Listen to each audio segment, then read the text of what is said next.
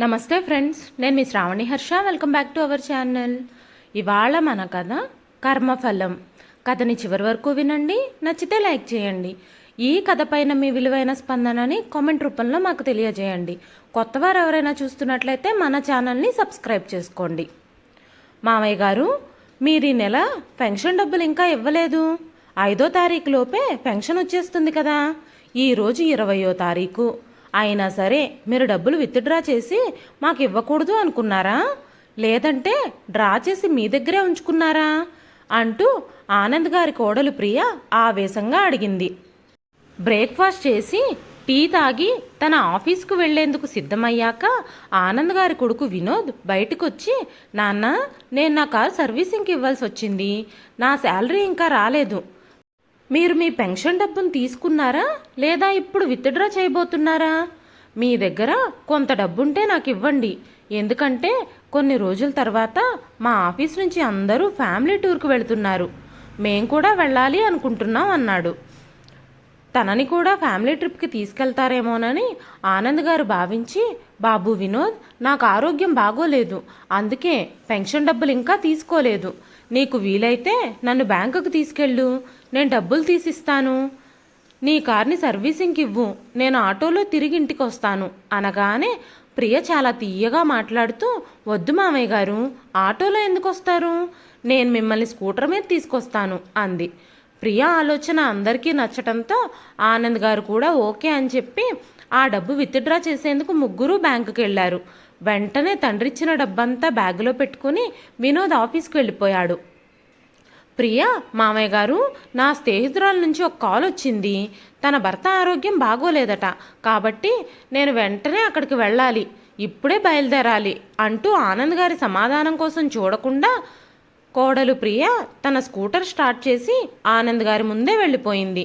అలాంటి ఆకృత్యాలకు తన పిల్లలకు బుద్ధి చెప్పాలా లేక ఏడవాలో తెలియక ఆనంద్ గారు వెళ్ళిపోతున్న కోడలి వైపు చూస్తూనే ఉన్నారు.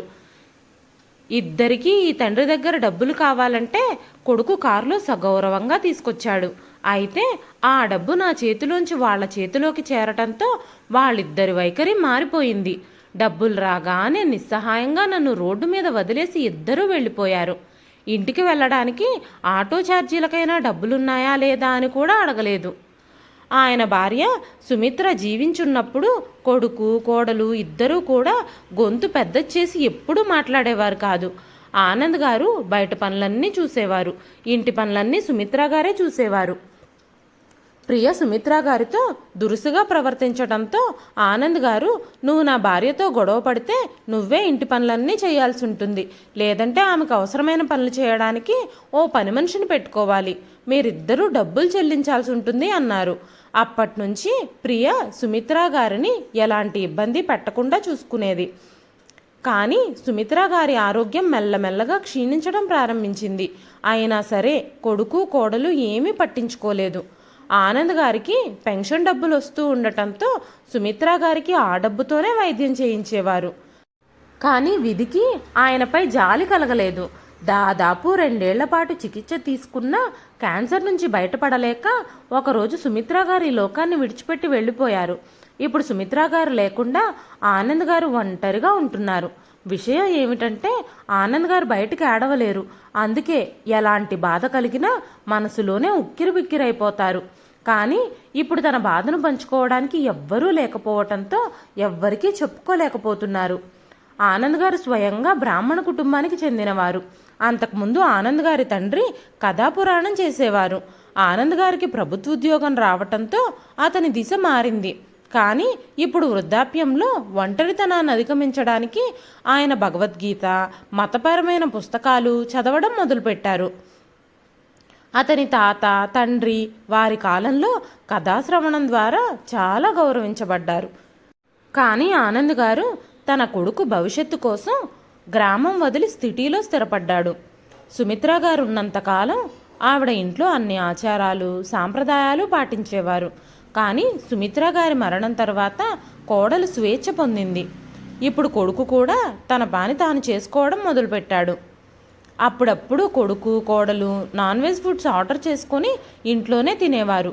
ఫ్రెండ్స్ అందరినీ పిలిచి ఇంట్లోనే పార్టీలు చేసుకునేవారు. ఆనంద్ గారు ఇవన్నీ చూసి తట్టుకోలేకపోయేవారు. కానీ పాపం ఏం చేయగలరు? కొన్నిసార్లు ఆయన అభ్యంతరాన్ని వ్యక్తం చేసిన కొడుకు కోడలు ఆయన మాటలు లెక్క చేసేవారే కాదు. మీ పాతకాలం ఆలోచనలు మార్చుకోమని ఆయనకే సలహాలు ఇచ్చేవారు. కొడుకు కోడలు ఇంట్లో నాన్ వెజ్ తినే రోజు ఆనంద్ గారు మంచినీళ్ళు కూడా ముట్టుకునేవారు కాదు. ఆనంద్ గారు కొడుకు కోడలితో విసిగిపోయారు. అందుకే పుస్తకాలు చదవడంలో ఆయన ఆనందాన్ని వెతుక్కున్నాడు. కొడుకు కోడళ్ళిద్దరూ ఆయన్ని డబ్బులిచ్చే మిషన్లాగే చూడడం మొదలుపెట్టారు. పెన్షన్ వచ్చే రోజుల్లో తండ్రిని గుర్తు చేసుకునేవారు. ఇంతకుముందు ఇద్దరూ ఎంతో గౌరవంగా బ్యాంకుకి తీసుకెళ్ళి ఇంటికి తీసుకొచ్చేవారు. మెల్లమెల్లగా ఇవాళ పెన్షన్ తీసుకోవాలి కదా, తొందరగా రెడీ అవ్వమని ఆర్డర్లు వేసేవారు. తర్వాత ఈ ముసలాయన్ని మాటి మాటికి బ్యాంకుకి తీసుకెళ్లడం శ్రేయస్కరం కాదు.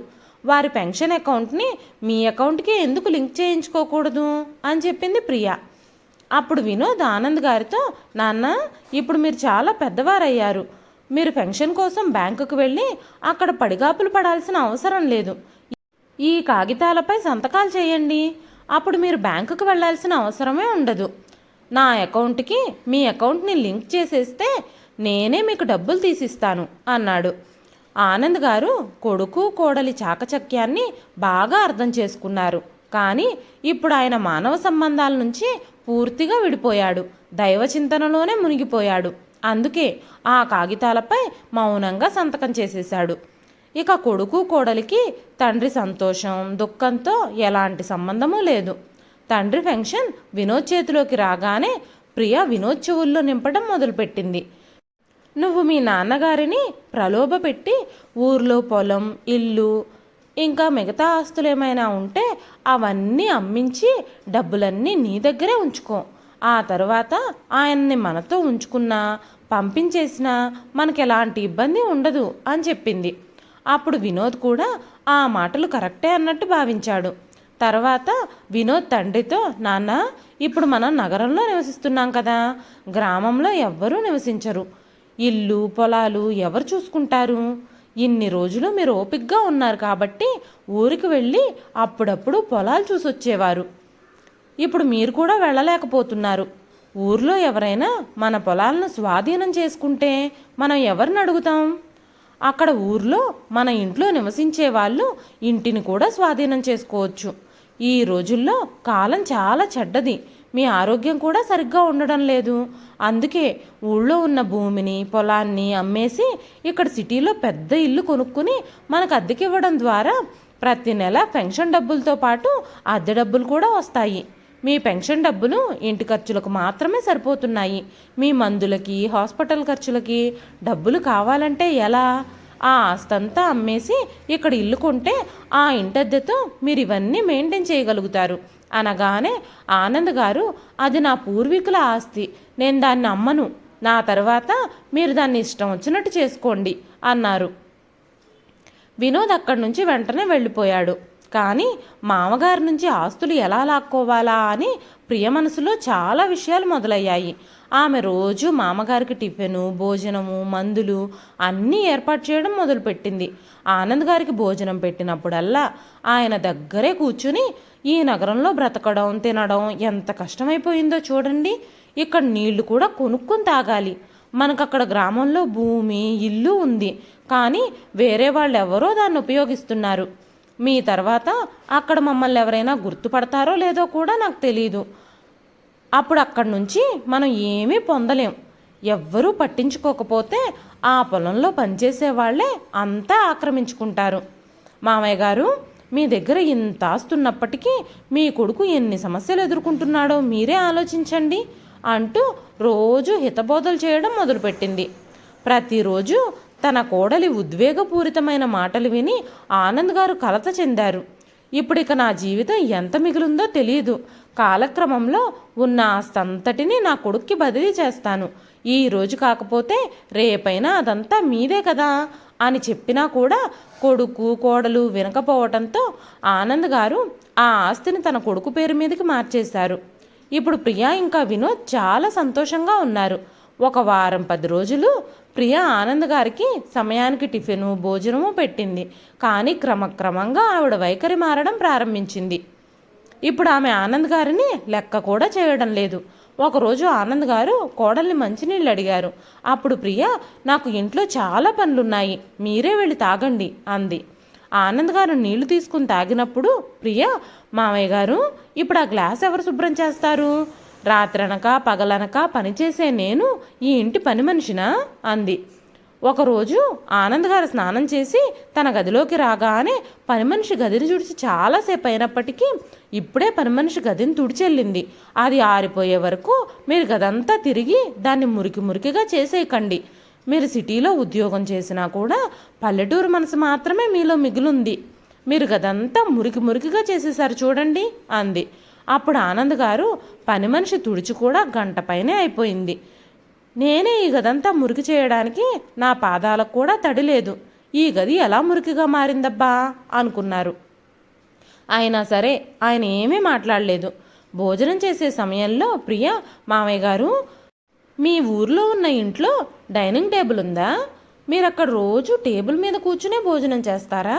గ్రామాల్లో సరిగ్గా చేపలు కూడా ఉండవు. మీరు డైనింగ్ టేబుల్ దగ్గర కూర్చుని తినడానికి ఇవి చాలా ఖరీదైనవి అంటూ ప్రతి విషయంలోనూ ఆనంద్ గారిని అడ్డుకునేది. ఇప్పుడు తన చేతిలో ఉన్న ఆస్తంతా కొడుకు పేరు మీదకు వెళ్ళిపోయింది. అందుకే కొడుకు కోడలి తీరు మారిపోయింది. అప్పటికే ఆనంద్ గారు సుమిత్రా గారు తనని విడిచి వెళ్లటంతో కృంగిపోయారు. ఇప్పుడు తన కొడుకు కోడలి ప్రవర్తన కారణంగా ఆయన మరింత బాధపడడం ప్రారంభించారు.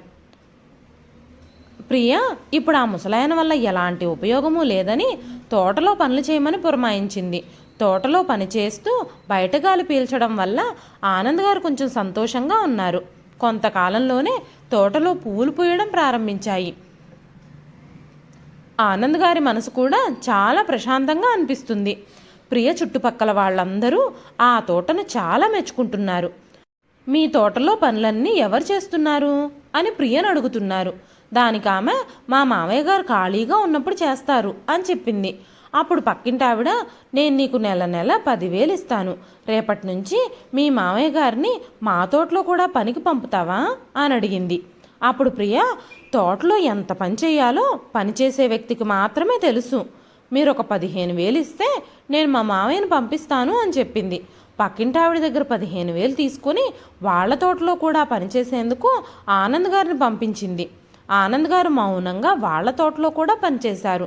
10-15 రోజులకే వాళ్ళ తోటంతా అందంగా మారడం ప్రారంభించింది. ఇక ప్రియ చుట్టుపక్కల వాళ్ళ నుంచి 20,000, 15,000 డబ్బులు వసూలు చేసి తన మామగారిని తోటలో పనిచేయడానికి పంపుతూ ఉండేది. ఆవిడ వాళ్ళందరి దగ్గర నుంచి డబ్బులు తీసుకుంటున్న విషయం ఆనంద్ గారికి తెలియదు. ప్రియ 4 ఇళ్ల నుంచి అడ్వాన్స్గా డబ్బులు తీసుకొని ఆ ఇళ్లల్లో కూడా పనికి వెళ్ళాలని ఆనంద్ గారితో చెప్పినప్పుడు ఆనంద్ గారు, నేను ఇప్పుడు అంత పని చెయ్యలేను, నాకు ఆరోగ్యం కూడా బాగుండడం లేదు, కాబట్టి నేను ఎవ్వరింటికి పనికి వెళ్ళను, నాకు రోజు జ్వరం వస్తుంది, రోజు నేను టాబ్లెట్లు వేసుకొని పనిచేస్తున్నాను అని చెప్పగానే ప్రియకి చాలా కోపం వస్తుంది. నేను ఆల్రెడీ 4 ఇళ్ల నుంచి అడ్వాన్స్గా డబ్బులు తీసేసుకున్నాను, మీరు పని చేయకపోతే ఆ డబ్బులన్నీ నేను తిరిగి ఇవ్వాల్సి వస్తుంది అని చెప్పగానే కోడలి మాటలు విని ఆయన నిశ్చేష్టుడయ్యాడు. డబ్బుల కోసం కోడలు బలవంతంగా వేరే వాళ్ళ ఇళ్లల్లో తోట పనికి పంపిస్తుందా నన్ను అంటూ కోడలి మీద అసహ్యం కలిగింది ఆనంద్ గారికి. అవమానాన్ని తట్టుకోలేక ఆనంద్ గారు తన బట్టలన్నీ ఇంకా కొన్ని ముఖ్యమైన కాగితాలని మూట కట్టుకొని ఎవ్వరికీ చెప్పకుండా ఇంట్లో నుంచి వెళ్ళిపోయారు. ఆనంద్ గారు గేట్లోంచి బయటకు వెళుతున్నప్పుడు వినోద్ ఆఫీస్ నుంచి ఇంటికి వస్తూ ఉన్నాడు. గేటు దగ్గర ఇద్దరూ ఎదురుపడ్డారు. కానీ వినోద్ తండ్రిని ఎక్కడికి వెళుతున్నావు అని అడగలేదు. ఆనంద్ గారు కూడా కొడుకుతో ఎక్కడికి వెళుతున్నాడో చెప్పలేదు. ఆ రోజు వినోద్ ఆఫీస్లో లంచం తీసుకుంటూ ఉంటే ఎవరో వీడియో తీశారు. ఆ వీడియోని వినోద్కి పంపించి డబ్బులు ఇవ్వమని బ్లాక్మెయిల్ చేస్తున్నారు. అందుకే వినోద్ చాలా ఆందోళనగా ఉన్నాడు. తన గదిలోకి వెళ్ళగానే మంచం మీద కూర్చున్నాడు. మరోవైపు ప్రియ మామగారిని శాశ్వతంగా వదిలించుకున్నందుకు చాలా సంతోషంగా ఉంది. ఆ రోజు వినోద్ ప్రియతో ఏమీ చెప్పలేదు. మరుసటి రోజు ఆఫీస్కి వెళ్ళగానే అదే గుర్తు తెలియని నెంబర్ నుంచి కాల్ వచ్చింది. 10,000 ఇవ్వాలని వినోద్ని అడిగాడు. అతనికి ఆ రోజుకు 10,000 ఇచ్చి నోరు మూయించాడు. మరుసటి రోజు మళ్ళీ 10,000 అడిగితే ఇచ్చాడు. కానీ ఇప్పుడు 20,000, 25,000 అడుగుతున్నాడు. వినోద్ ప్రియ దగ్గర తన తండ్రి గార్డెన్లో పనిచేసిన డబ్బులన్నీ తీసుకుని ఆ బ్లాక్మెయిల్ చేసే వ్యక్తికి ఇచ్చాడు. దీంతో క్రమక్రమంగా ప్రియా ఇంకా వినోదుల మధ్య గొడవలు మొదలయ్యాయి. ఇద్దరూ ఒకరిపై ఒకరు దొంగతనం ఆరోపణలు చేసుకోవడం మొదలుపెట్టారు. మరోవైపు ఆనంద్ గారు అనారోగ్యం కారణంగా చాలా బలహీనంగా మారారు. గుడిమెట్ల మీద స్పృహ తప్పి పడిపోయారు. ఆ ఆలయానికి చాలామంది భక్తులు వచ్చేవారు. ఆనంద్ గారిని అపస్మారక స్థితిలో చూడగానే అక్కడ గందరగోళం నెలకొంది. ఆ భక్తులలో ఒక డాక్టర్ కూడా ఉన్నాడు. ఆ డాక్టర్ ఆనంద్ గారిని చూడగానే ఆయన చాలా బలహీనంగా ఉన్నాడని, అందుకే స్పృహ తప్పాడని అర్థమైంది. అతను ఆసుపత్రికి ఫోన్ చేసి అంబులెన్స్ని పిలిపించాడు. ఆనంద్ గారిని ఆసుపత్రికి తీసుకెళ్లారు. అక్కడ ఆసుపత్రిలో ఆయనకు చికిత్స చేశారు. 2 రోజుల తర్వాత ఆయన స్పృహలోకి వచ్చారు. నేను ఇక్కడికి ఎలా వచ్చాను అంటూ చుట్టుపక్కల వారిని అడిగారు. అప్పుడు అక్కడ నిలబడి ఉన్న నర్సు, మీరు గుడిబెట్ల మీద స్పృహ తప్పి పడిపోయారని, డాక్టర్ పవన్ మిమ్మల్ని ఇక్కడికి తీసుకొచ్చి చికిత్స చేస్తున్నారని చెప్పింది. అంకుల్, మీరెక్కడ నివసిస్తున్నారు? మీ పేరేమిటి? మీ వాళ్ళకి ఇన్ఫామ్ చేస్తాను అని నర్సు అడగగానే ఆయన ఏం సమాధానం చెప్పలేకపోయారు. అప్పుడు ఆనంద్ గారు, నా బట్టల మూట ఎక్కడుంది అని అడిగారు. మీ బట్టల మూట అక్కడ భద్రంగా ఉంది, మీ వస్తువులన్నీ భద్రంగానే ఉన్నాయి అని చెప్పగానే ఆనంద్ గారు, నేను ఒక్కసారి డాక్టర్ని కలవాలి అని అడిగారు. అప్పుడు నర్సు అతన్ని డాక్టర్ క్యాబిన్కి తీసుకెళ్ళింది. అప్పుడు ఆనంద్ గారు డాక్టర్ గారి కాళ్ళ మీద పడ్డారు. అప్పుడు డాక్టర్ గారు ఆయన లేపి, అంకుల్ మీరేం చేస్తున్నారు? మీరు నా తండ్రి లాంటి వారు, నా పాదాలు తాకటం మంచిది కాదు అనగానే ఆనంద్ గారు, చాలా థ్యాంక్స్ బాబు, నా జీవితాన్ని కాపాడావు. నీకు ఇవ్వడానికి నా దగ్గర 10 రూపాయలు కూడా లేవు. అయితే నేను ఇక్కడే ఈ హాస్పిటల్లోనే మీకు ఏదో ఒక పని చేసి పెడతాను, మీ ఫీజు డబ్బులు ఎలాగైనా చెల్లిస్తాను అనగానే డాక్టర్ అతని 2 చేతులు పట్టుకొని కూర్చోబెట్టి, అంకుల్ నా మాట వినండి, డబ్బు గురించి మిమ్మల్ని ఎవరు అడిగారు అంటూ బెల్లు నొక్కగానే నర్స్ పరిగెత్తుకుంటూ లోపలికొచ్చింది. డాక్టర్ నర్సుతో, ఈయనతో డబ్బుల గురించి మాట్లాడడానికి మీకెంత ధైర్యం అనగానే నర్స్ చూస్తూ నిలబడిపోయింది. ఆమె వణికిపోయింది. ఆవిడ నోటి నుంచి ఒక్క మాట కూడా రాలేదు. అప్పుడు ఆనంద్ గారు పైకి లేచి డాక్టర్ దగ్గరికి వెళ్ళి, బాబు ఆ నర్సు డబ్బుల గురించి నన్ను అడగలేదు, నేనే మీకు చెప్తున్నాను, హాస్పిటల్లో ట్రీట్మెంట్కి బిల్ ఎంత అవుతుందో నాకు కూడా తెలుసు అనగానే ఆనంద్ గారి మాటలకు తేరుకొని నర్సుని అక్కడి నుంచి వెళ్ళిపోమ్మని చెప్పి డాక్టర్ పవన్ ఆనంద్ గారితో, ఆనంద్ అంకుల్ మీరు నా తండ్రి లాంటి వారు, డబ్బు గురించి మాట్లాడకండి అనగానే ఆనంద్ గారు ఆశ్చర్యంగా డాక్టర్ వైపు చూసి, బాబు నేను ఇప్పటి వరకు నా పేరు ఎవ్వరికీ చెప్పలేదు, మీకు నా పేరు ఎలా తెలిసింది అన్నారు. డాక్టర్ గారు చిరునవ్వు నవ్వి, అంకుల్ ఎవరి వల్ల అయితే నేను ఇక్కడ ఈ కుర్చీలో కూర్చున్నానో, ఈరోజు ఈ పదవిని సాధించగలిగానో అందుకు కారణం మీరే అనగానే ఆనంద్ గారు, నాకు అర్థం కావడం లేదు బాబు, నువ్వెవరు? నేను నిన్ను గుర్తించలేకపోతున్నాను అన్నారు. అంకుల్ నేను 10th తర్వాత చదువుకోవాలని పట్టుపట్టినప్పుడు మా నాన్న దగ్గర డబ్బులు లేవు, అందుకే నన్ను ఒక షాప్లో పనికి పెట్టారు. నేను ఏడుస్తూ నిలబడ్డాను. మా దగ్గర తిండికే డబ్బులు లేవు, నిన్ను ఎలా చదివిస్తానని మా నాన్న నన్ను తిడుతున్నప్పుడు మీరు డ్యూటీ నుంచి తిరిగి వస్తున్నారు. మీరు వెంటనే నన్ను అక్కడి నుంచి తీసుకెళ్ళి నా ఇంటర్మీడియట్కి కావలసిన కాలేజీ చదువుకు అవసరమైన డబ్బులన్నీ నాకు ఇచ్చారు. మీ దయ వల్లే ఈరోజు నేను ఇంత గొప్ప డాక్టర్ కుర్చీలో కూర్చోగలిగాను. ఆ తర్వాత మా ఆర్థిక పరిస్థితులు కూడా కొంచెం మెరుగై మా నాన్న నన్ను చదివించగలిగారు. కానీ మా నాన్న నేను డాక్టర్ని అవ్వకముందే నన్ను విడిచి వెళ్ళిపోయారు. కానీ నన్ను ఆశీర్వదించడానికి ఆ దేవుడు మా నాన్న రూపంలో మిమ్మల్ని పంపించాడు అంటూ కుర్చీలోంచి లేచి ఆనంద్ గారి పాదాలను తాకి ఆశీర్వాదం తీసుకున్నాడు. అంకుల్ మీరెక్కడుంటున్నారు అని పవన్ అడగగానే, ఈ ఓపెన్ స్కై నా ఇల్లు అన్నారు ఆనంద్ గారు. అంకుల్ మీరేం చెప్తున్నారో నాకు అర్థం కావడం లేదు, ఏం జరిగిందో వివరంగా చెప్పండి. మీరు హాస్పిటల్లో అడ్మిట్ అయ్యి 3 రోజులు అవుతుంది, కానీ మీ కొడుకు వినోద్ ఇప్పటి వరకు మిమ్మల్ని చూడ్డానికి రాలేదు. మీరు అసలు గుడి దగ్గర ఉండాల్సిన అవసరం ఏమొచ్చింది? అసలు ఏమైందో చెప్పండి అని అడగగానే ఆనంద్ గారు జరిగిన విషయాలన్నీ పవన్తో చెప్పారు. ఆనంద్ గారి జీవితంలో జరిగిన సంఘటనలు విన్న పవన్కి కళ్ళల్లో నీళ్లు తిరిగాయి. ఆనంద్ గారిని పవన్ తనతో పాటు తన ఇంటికి రమ్మని అడిగినప్పుడు ఆనంద్ గారు, వద్దు బాబు, నేను ఎవ్వరింటికి వెళ్ళి వాళ్ళకి భారంగా అవ్వాలని అనుకోవడం లేదు. సొంత కొడుక్కే నేను అపరిచితుడిగా మారినప్పుడు వేరే ఎవరైనా నా బాధ్యతల్ని ఎలా తీసుకుంటారు అనగానే పవన్ తన చేతిని ముందుకు చాపి, అంకుల్, మన చేతి వేళ్ళు ఎలాగైతే సమానంగా లేవో అలాగే మనుషులందరూ ఒకేలా ఉండరు. నా ఇంట్లో మీకు ఎలాంటి ఇబ్బందులు ఉండవని భరోసా ఇస్తున్నాను. నేను మిమ్మల్ని నా తండ్రిగా భావిస్తున్నాను. మిమ్మల్ని సంతోషంగా చూసుకుంటూ సేవ చేస్తాను అనగానే ఆనంద్ గారు, దీనికి నీ భార్య ఒప్పుకుంటుందా అన్నారు. అప్పుడు పవన్, నా భార్య తల్లిదండ్రులు లేని అనాథ. తనకి ఎప్పుడూ తల్లిదండ్రులు, అత్త, మామగారు ఉండాలని కోరుకుంటుంది. నాకు తండ్రున్నప్పటికీ నేను డాక్టర్ని కాకముందే ఆయన చనిపోయారు. నువ్వు నాతో పాటు మా ఇంటికొచ్చి మా దగ్గరే ఉంటే స్నేహ చాలా సంతోషిస్తుంది అన్నాడు పవన్. ఆనంద్ గారు పవన్తో పాటు వెళ్ళాలని నిర్ణయించుకున్నారు. పవన్ ఆనంద్ గారిని ఇంటికి తీసుకెళ్ళినప్పుడు స్నేహాన్ని పిలిచి స్నేహకి జరిగిందంతా వివరించి చెప్పారు. స్నేహ ఇంకా తన ఇద్దరు పిల్లలు ఆనంద్ గారిని ఎంతో ప్రేమగా, గౌరవంగా లోపలికి తీసుకెళ్లారు. స్నేహ ఆనంద్ గారి కోసం చాలా రకాల ఫుడ్ ప్రిపేర్ చేసింది. ఇంకా పవన్ ఆనంద్ గారికి మంచి మంచి బట్టలు కొనిచ్చాడు. ఆనంద్ గారు తృప్తిగా భోజనం చేసి కొత్త బట్టలు వేసుకుని తన బాల్యం తిరిగి వచ్చినట్టే భావించారు. తర్వాత రోజు పవన్ ఇంటికి తిరిగొచ్చేసరికి ఇల్లంతా అగరబత్తీల పరిమళంతో నిండిపోయింది. తలుపు దగ్గర దీపాలు కూడా పెట్టున్నాయి. పవన్ కొడుకులిద్దరూ ఆనంద్ గారిని తాతగారు తాతగారు అంటూ వదలకుండా తిరుగుతున్నారు. ఆనంద్ గారు వాళ్ళిద్దరికీ భగవద్గీత శ్లోకాలు నేర్పిస్తున్నారు. అప్పుడప్పుడు ఆనంద్ గారికి తన కొడుకు, కోడలి చెడు ప్రవర్తన గుర్తొస్తూ ఉండేది. ఆయన కన్నీళ్లు పెట్టుకునేవాళ్ళు. స్నేహ, పవన్, అంకుల్, గతాన్ని వదిలేసి ముందుకు సాగటమే జీవితం. మీరు మీ గతాన్ని పూర్తిగా మర్చిపోండి. గతం గురించి అస్సలు ఆలోచించొద్దు. అప్పుడు మీ జీవితం సంతోషంగా మారుతుంది అని ధైర్యం చెప్పేవారు.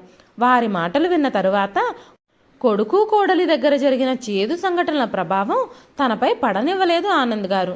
ఇప్పుడు ఆనంద్ గారు పవన్ పిల్లలతో ఆడుకుంటూ, మిగిలిన సమయంలో మతపరమైన పుస్తకాలు చదువుకుంటూ, స్వయంగా ఆయన పాండిత్యం తెలిసిన వాడవ్వటంతో ప్రజలకు మంచి విషయాలు చెబుతూ ఉండేవాడు. సాయంత్రం సమయంలో సమీపంలోని పార్కుకు వెళ్ళడం ప్రారంభించారు. క్రమక్రమంగా ఆ పార్కులో అక్కడ తన వయసులో ఉన్న చాలామంది స్నేహితులయ్యారు.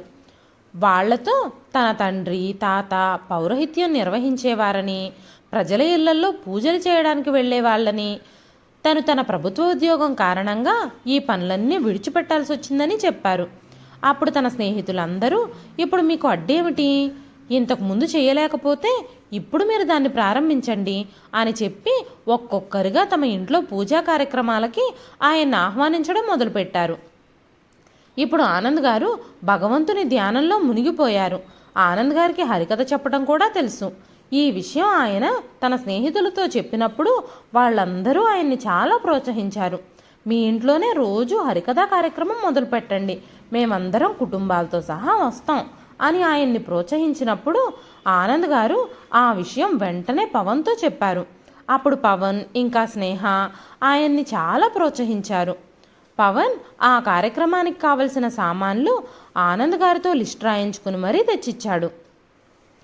హరికథ వినడానికి ఆనంద్ గారి స్నేహితులందరూ ఆయన ఇంటికి వచ్చేవారు. క్రమక్రమంగా ఆనంద్ గారి కీర్తి చుట్టుపక్కలంతా వ్యాపించింది. ఆయనకి చాలా ఆఫర్స్ వచ్చాయి. వాటి వల్ల చాలా డబ్బు కూడా వచ్చింది.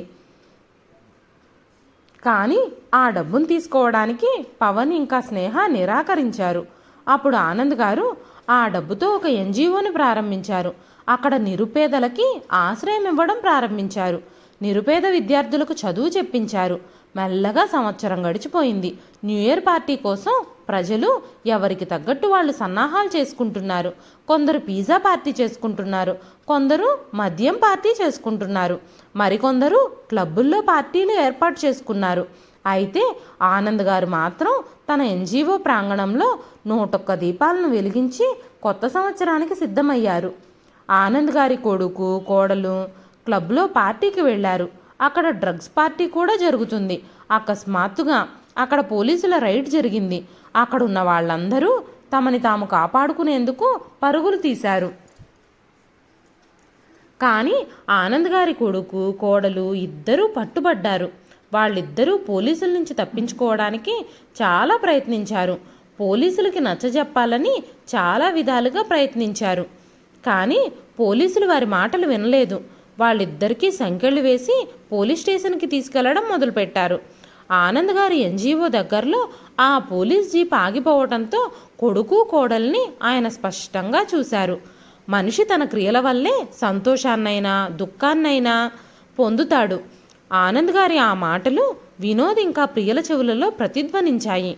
ఆయన మార్గదర్శకత్వాన్ని వ్యతిరేకించడం వల్ల వాళ్ళిద్దరూ ఎంత పెద్ద తప్పు చేశారో ఇప్పుడు గ్రహించారు. అప్పుడు అక్కడున్న వ్యక్తులు ఆనంద్ గారి గురించి వినోద్ ప్రియతో చాలా గొప్పగా చెప్పారు. ఆయన చాలా మంచి వ్యక్తి, చాలా మంచి పనులు చేస్తున్నారు, అందరికీ దిశానిర్దేశిస్తారు. ఆయనకి అంతే మంచి కొడుకు కోడలు ఉన్నారు. వాళ్ళిద్దరూ తండ్రిని చాలా గౌరవిస్తారు. వాళ్ళ కోడలు ఎంత సంస్కారవంతురాలంటే ఆనంద్ గారికి తిండి పెట్టే వరకు తను భోజనం కూడా చేయదు. కొడుకు కోడలికి ఆయనంటే ప్రాణం కంటే ఎక్కువ. ఆ కోడలు తన తండ్రి కంటే మామగారిని ఎక్కువ ప్రేమిస్తుంది. వారికి చాలా ప్రేమగల కుటుంబం అంటూ చెప్పారు. ప్రజల నోటి నుంచి ఇదంతా విన్న వినోద్ ప్రియా సిగ్గుతో తలదించుకున్నారు. పోలీస్ స్టేషన్కి వెళ్ళినప్పుడు పోలీసులు వాళ్ళకి 2 ఆప్షన్స్ ఇచ్చారు. ఒకటి, ఈ నేరానికి 20 ఏళ్ళు శిక్ష, లేదంటే ఒక్కొక్కరికి 20 లక్షలు జరిమానా డిపాజిట్ చేసి కేసు శాశ్వతంగా ముగించడం. అప్పుడు వినోద్, మేమిద్దరం 20 ఏళ్ళు జైలుకెళ్తే మా పిల్లల్ని ఎవరు చూసుకుంటారు, సమాజంలో మా పరువు కూడా పోతుంది అని రెండో దాన్నే ఎంపిక చేసుకున్నాడు. అతను తన 60 లక్షల విలువైన ఇంటిని 40 లక్షలకే అమ్మేసి కేసును క్లోజ్ చేసేశాడు. వినోద్ ఆ కేసు నుంచి బయటకొచ్చాడు. కానీ ఆ సమాచారం మొత్తం తన ఆఫీస్ వరకు చేరింది. వినోద్ని కంపెనీ నుంచి తొలగించారు. ప్రియా ఎక్కడైనా పని వెతుక్కోవాలని ప్రయత్నించినా తనకి ఎవ్వరూ పనివ్వలేదు. ఇప్పుడు వాళ్ళిద్దరూ పిల్లలకి భోజనం పెట్టడానికి, ఇంటి అద్దె చెల్లించడానికి చాలా ఇబ్బంది పడుతున్నారు. ఆ తరువాత ఒకరోజు వార్తాపత్రికలో ఆనంద్ గారు నడుపుతున్న ఎన్జిఓ గురించి ఒక ఆర్టికల్ చదివారు. ఆయన నిరుపేదలకు చేస్తున్న సహాయాల గురించి విని ఎలాగైనా ఆయన్ని క్షమించమని అడిగి సహాయం పొందాలని ఆనంద్ గారు నడుపుతున్న ఎన్జిఓ దగ్గరకు వెళ్లారు. అయితే ఆనంద్ గారు ఏదో పని నిమిత్తం 3 రోజుల పాటు వేరే సిటీకి వెళ్లారని అక్కడ పనిచేస్తున్న ఉద్యోగి చెప్పాడు. అయితే ఆ ఉద్యోగి ఆనంద్ గారికి కూడా సమాచారం ఇచ్చాడు. ఎవరో నిరుపేద వ్యక్తి ఆయన్ని కలవాలనుకుంటున్నాడని. అప్పుడు ఆనంద్ గారు వారికి ఏం కావాలో ఏర్పాటు చేయండి అని చెప్పారు. అప్పుడు వినోద్కి ప్రియాకి వారి కుటుంబానికి అక్కడ ఆశ్రయం ఇచ్చారు. 3 రోజుల తర్వాత ఆనంద్ గారు తిరిగి వచ్చినప్పుడు ఆయన నేరుగా ఎన్జిఓకి వెళ్ళలేదు. విపరీతమైన అలసట కారణంగా 2 రోజులు ఇంట్లోనే విశ్రాంతి తీసుకున్నాడు. అప్పుడు పవన్ ఎన్జిఓకి వెళ్ళి అక్కడ జరగాల్సిన పనులన్నీ క్రమంగా జరిగేలా చూసుకునేవాడు. ఆనంద్ గారు తన ఉద్యోగస్తులతో ఫోన్లో మాట్లాడి అక్కడ విషయాలన్నీ ఆరా తీసేవారు. వినోద్ ప్రియా ప్రతిరోజు ఆనంద్ గారిని కలవాలని, ఆయన ఎప్పుడు వస్తారు అని అక్కడ ఉన్న ఉద్యోగులను అడిగేవారు. మీకు ఏదైనా లోటుంటే చెప్పండి, మేము దాన్ని నెరవేర్చడానికి శాయశక్తులా ప్రయత్నిస్తాం, కానీ మీరు గొడవ చేయొద్దు, మౌనంగా ఉండండి అని వాళ్ళు చెప్పారు. ఆనంద్ గారు వారం రోజుల తరువాత ఎన్జిఓలోకి ప్రవేశించినప్పుడు ఆ హాలు మొత్తం చప్పట్లతో నిండిపోయింది. అందరూ శాంతియుతంగా కూర్చోవాలని ఆనంద్ గారు కోరారు. అక్కడ ఉద్యోగులంతా ఒక దంపతులు మిమ్మల్ని కలవాలని వచ్చారని, వాళ్ళు మిమ్మల్ని కలవాలని పట్టుబడుతున్నారని పదే పదే అక్కడ అడుగుతున్నారని ఆనంద్ గారితో చెప్పారు. ఆనంద్ గారిని చూసిన వినోద్ ప్రియా సిగ్గుతో తల వంచుకొని ఆనంద్ గారి దగ్గరకు వెళ్ళి అతని పాదాలు పట్టుకుని క్షమాపణలు చెప్పడం మొదలుపెట్టారు. అప్పుడు ఆనంద్ గారు, చూడండి, నాకు ప్రజలందరూ సమానమే, మీరు నా కాళ్లపై పడాల్సిన అవసరం లేదు, మీరు కావలసినంతకాలం ఇక్కడ ఉండొచ్చు. పిల్లల విషయానికి వస్తే వాళ్ళ చదువులకు కావలసిన ఖర్చులన్నీ మా ఎన్జిఓనే భరిస్తుంది. మీకేదైనా పని దొరికే వరకు మా ఎన్జిఓలోనే తలదాచుకోవచ్చు.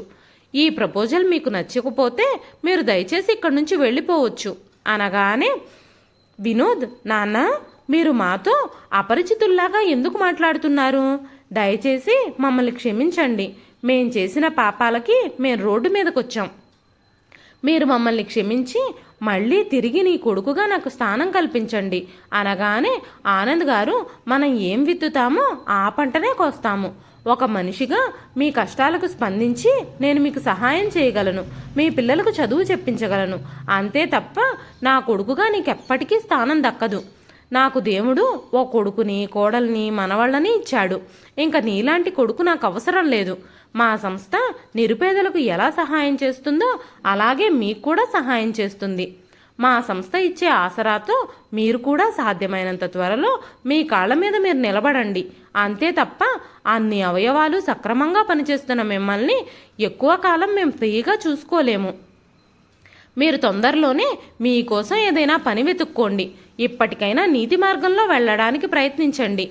మనం ఎవరికైనా చెడు చేస్తే మనకి చెడే జరుగుతుంది. ఎవరికైనా మంచి చేస్తే ఖచ్చితంగా మంచే జరుగుతుంది. మన కర్మల ఫలం ఎవరికైనా ఎప్పుడైనా అనుభవించక తప్పదు. అందుకే ఇప్పటికైనా మంచి పనులు చేయండి. ఇక నుంచైనా మంచిగా బ్రతకండి అని చెప్పారు ఆనంద్ గారు. ఇదండి ఈరోజు కథ. ఈ కథ మీకు ఎలా అనిపించింది? ఆనంద్ గారు కొడుకు కోడలి విషయంలో తీసుకున్న నిర్ణయం సరైందే అని మీరు భావిస్తున్నారా? మీ విలువైన అభిప్రాయాలని కామెంట్ రూపంలో మాకు తెలియజేయండి. ఈ కథ నచ్చితే ఒక లైక్ చేయండి. మరెన్నో ఇలాంటి ఇంట్రెస్టింగ్ కథల కోసం మన ఛానల్ని సబ్స్క్రైబ్ చేసుకోండి. మరొక మంచి కథతో మళ్ళీ కలుస్తానండి. అంతవరకు సెలవు.